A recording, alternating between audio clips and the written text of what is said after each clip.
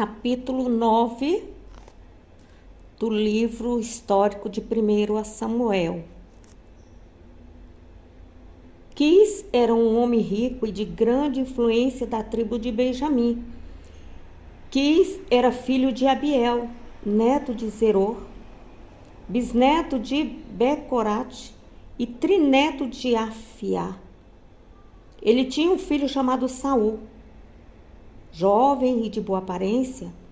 Não havia outro jovem de melhor aparência entre os israelitas. Era mais alto do que qualquer outro homem daquele povo. Um dia, as jumentas de Quis, pai de Saul, se perderam, e ele disse a Saul: leve com você um dos servos e vá procurar as jumentas. Eles andaram por toda a região das montanhas de Efraim e pela região da Salisa, mas não as acharam. Depois foram à região de Saalim. Percorreram toda a terra de Benjamim e não encontraram os animais em parte alguma. Finalmente, depois de procurar na terra de Zuf, Saul disse ao servo: vamos voltar para casa. A estas horas, meu pai já não deve estar mais preocupado conosco do que com as jumentas. Porém, o servo respondeu: acabo de pensar numa coisa. Nesta cidade mora um homem de Deus. Todo o povo daqui tem muita consideração por ele, porque tudo quanto ele diz acontece. Vamos ver se o encontramos e talvez ele nos diga onde estão os animais que procuramos. Mas não temos nada com que pagar este homem, respondeu Saul. Até o nosso alimento se acabou e não temos nenhum presente para dar ao homem de Deus. O que temos para oferecer? Bem, disse o servo, tenho aqui 3 gramas de prata, que equivalia a 1/4 do ciclo, e um ciclo equivalia a 12 gramas. Pelo menos podemos oferecer esse dinheiro a ele e ver se ele nos mostra o caminho.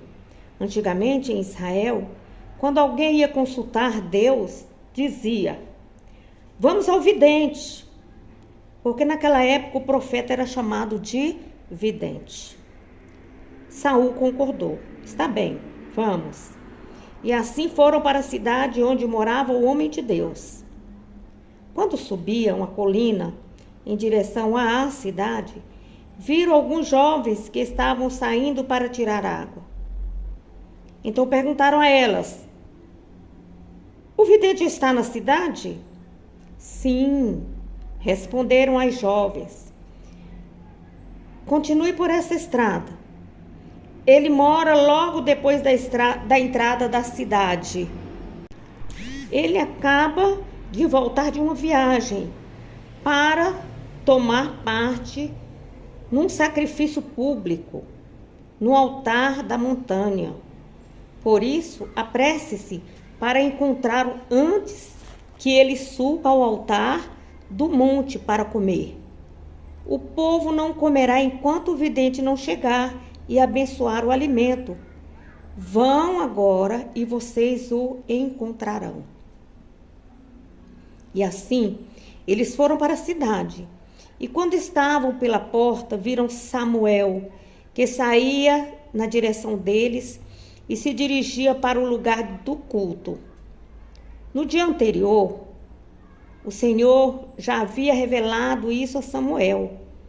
Amanhã, a esta hora, vou enviar a você um homem da terra de Benjamim. Você deve derramar óleo sobre a cabeça dele, como sinal de que ele será o líder sobre Israel, o meu povo. Esse homem livrará o meu povo das mãos dos filisteus, pois tenho visto o sofrimento do meu povo e ouvido o seu clamor. Quando Samuel viu Saul, o Senhor disse: este é o homem de quem lhe falei. ele governará o meu povo. Nesse instante, Saul se aproximou de Samuel na entrada da cidade e perguntou: pode me dizer, por favor, onde é a casa do vidente? Eu sou o vidente, respondeu Samuel. Suba até o lugar de culto adiante de mim e comeremos juntos. Pela manhã, eu lhe direi o que você deseja saber e indicarei o caminho a seguir. E não se preocupe com as jumentas que se perderam há 3 dias, porque já foram encontradas. A quem pertencerá tudo o que é preciso em Israel, senão a você e toda a família de seu pai? Mas, Senhor, respondeu Saul, não sou eu da tribo de Benjamim, a menor das tribos de Israel, e o meu grupo de famílias é o menos importante de todos os grupos de famílias da tribo de Benjamim? Então, por que o Senhor está dizendo essas coisas a meu respeito? Então Samuel levou Saul e seu empregado para a grande sala e os fez assentar à cabeceira da mesa, dando-lhes lugar de honra entre os convidados, que eram cerca de 30 homens. Samuel ordenou ao cozinheiro-chefe: traga o pedaço de carne que eu pedi para colocar à parte e que para ser preparado para o convidado de honra. Então o cozinheiro-chefe trouxe o pedaço de carne e colocou diante de Saul. Aqui está o que foi reservado. Por favor, coma, disse Samuel, pois eu estava guardando este pedaço para você, antes mesmo de haver convidado esses outros. Assim Saul comeu na companhia de Samuel, depois que desceram do monte para a cidade. Samuel levou Saul para o terraço da casa e ali conversaram por algum tempo. Ao amanhecer, no dia seguinte, Samuel chamou Saul no terraço e lhe disse: levante-se, já está na hora de você partir, eu o acompanharei. Saul levantou-se e Samuel o acompanhou até a saída da cidade. Ao chegarem até a saída da cidade, Samuel disse a Saul que mandasse o seu empregado prosseguir e então disse a Saul: espere mais um instante para que eu transmita uma mensagem especial da parte de Deus. Nós podemos observar que no capítulo 8, Samuel nomeou seus filhos juízes na parte sul de Israel, mas eles não seguiram o bom exemplo do seu pai. Eles decidiram proceder erradamente. E a Bíblia, nesse caso, não culpa Samuel, como culpou Eli. Percebe-se que Samuel não lhe permitiu exercer o sacerdócio. O procedimento dos filhos de Samuel ensina que os filhos dos pais convertidos devem ser levados a decidir quanto à sua vida espiritual. O pai não pode obrigar. Não. A pessoa ama a Deus e quer seguir os caminhos do Deus. E o exemplo arrasta. Quando o pai e a mãe estão dentro da casa de Deus, na presença de Deus, fazendo aquilo que agrada ao Senhor, naturalmente os filhos seguem o caminho dos pais. Mas se em algum momento existe rebelião, então aí tudo complica. O reinado fazia parte das promessas do concerto entre Deus e Abraão. E na bênção que Jacó proferiu sobre seus filhos, destinou a monarquia à tribo de Judá. Moisés previu o dia em que Israel ficaria descontente com o governo direto de Deus. Essa profecia cumpriu-se no incidente aqui registrado, quando Israel demandou um rei humano. Deus considerou o pedido de Israel como ele o rejeitando como seu rei e como sua precipitação em pôr em jogo sua missão de povo especial de Deus. Deus ficou muito triste com esse fato do povo não querer Deus no comando das suas vidas, na liderança das suas vidas.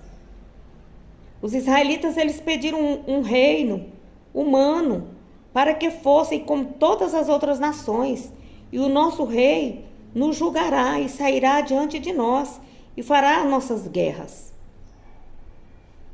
Eles estavam crendo ali de forma errada, que a razão das suas aflições e derrotas vinham da incompetência do governo de Deus, mas na realidade o problema era o pecado deles, um coração duro, obstinado.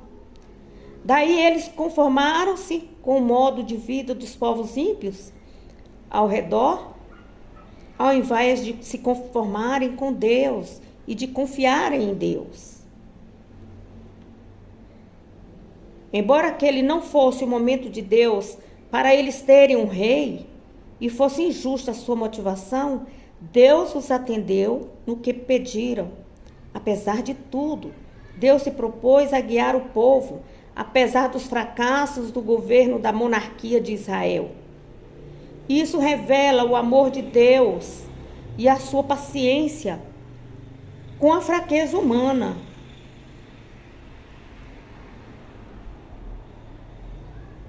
Até na época de Samuel, o governo de Israel fora uma teocracia.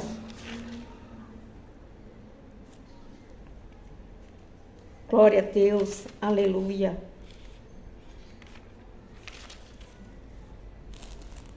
O próprio Deus, ele que governava Israel como seu rei. Deus governava através da orientação direta, da revelação especial, da palavra escrita e por intermédio de dirigentes escolhidos e ungidos. Quando Israel pediu um governo monárquico, seus reis passaram a assumir o cargo por sucessão hereditária e não pela escolha direta de Deus. Surgiram, como resultado, reinados iníquos, imorais, prejudicando o senhorio de Deus sobre o seu povo. No final da história, Deus voltara a assumir o governo direto do seu povo, por intermédio de Jesus Cristo, e o seu reino não terá fim. Embora não fosse da vontade de Deus dar a Israel um rei nessa ocasião, não deixou de fazê-lo. Deus deu, sim, o rei. Temos aqui um exemplo da história se desenrolando segundo a vontade permissiva de Deus e não segundo a sua vontade perfeita. A vontade de Deus é que nós venhamos obedecê-lo em tudo, amá-lo em primeiro lugar e seguir o seu direcionamento. Aleluia. Quando você ouve falar em vidente aí no capítulo 9, versículo 9, aquele que vê, vidente, aquele que vê, era uma pessoa especialmente capacitada por Deus para ver a esfera espiritual ou para prover eventos futuros. Frequentemente, Deus revela ao profeta os eventos presentes ou futuros, mediante sonhos, visões. Por isso, nos períodos em que era raro o dom da profecia, está dito que não havia visão manifesta. Posteriormente, na história de Israel, o vidente passou a ser uma posição aquém do profeta, cuja missão principal era transmitir ao povo de Deus aquilo que ele via ou ouvia da parte de Deus, a respeito da lealdade deste povo, do povo dele. Ali o propósito da unção de Saul foi dedicá-lo a Deus para a tarefa especial ao qual foi vocacionado e conferir-lhes graça eficaz e dons para a tarefa que Deus lhe atribuiu. O ungido do Senhor veio a ser um termo como para o rei de Israel. O rei supremo, ungido por Deus, é Jesus, o Messias, Machá, o ungido, a quem ele ungiu com o Espírito Santo. Portanto, todos os seguidores de Jesus precisam ser ungidos com o mesmo Espírito. Como sacerdotes, reis, segundo o novo concerto que fala ali em Apocalipse. Nós somos separados, fomos ungidos para ser reis e sacerdotes para Deus. Glória a Deus. Aleluia. Então precisamos estar atentos que quem nos unge é Deus. Quem nos concede o Espírito Santo é Deus. O povo de Deus precisa se organizar de forma disciplinada, de forma que venha agradar a Deus. Quando reconhecer o erro, voltar atrás. Não é vergonhoso. Errei, vamos refazer. Então Deus está mostrando, precisamos perseverar, precisamos levar a palavra de Deus de forma que nós venhamos ser sal da terra e luz do mundo. Não podemos fazer acepção de pessoas. Glória a Deus. Aleluia. Deus não se agrada disso, porque Deus é amor. Mas Deus é justiça. Se cerque de bons profissionais, não é vergonha. Quando você for procurar um médico, você não vai procurar qualquer médico. Você vai procurar saber o histórico daquele médico. Mesmo assim, o advogado, glória a Deus. Então, precisamos nos preparar. Nossa igreja precisa se preparar. Nossa casa precisa estar preparada e sermos o exemplo, não excluindo aquelas pessoas humildes, aquelas pessoas que chegam chorando, aquelas pessoas que chegam lamentando, com a alma sangrando, e ali querem ser acolhidas. E muitas vezes não damos oportunidade para essas pessoas para louvar, glorificar o Senhor, fazer parte de um grupo, fazer parte de um grupo de oração, de um grupo de louvor. Porque o nosso coração está sujo e precisa ser limpo e agirmos como Jesus agia. Jesus não excluiu a prostituta, Raabe. Jesus não excluiu nenhum dos que estavam enfermos, como Lázaro, com enfermidades na carne. Não, Jesus não deixou de curar o cego. Ele curou a todos, ele abraçou a todos e ele vai continuar abraçando, quer você queira ou quer você não queira. Quando a pessoa tem um chamado, é Deus que chama, que prepara. e que dá os dons para essa pessoa. Pense nisso, em nome de Jesus. A paz do Senhor Jesus. Se Deus é por nós, quem será contra nós? E agindo Deus, quem impedirá? A vitória é nossa pelo sangue de Jesus. Bom dia, boa tarde ou boa noite a todos.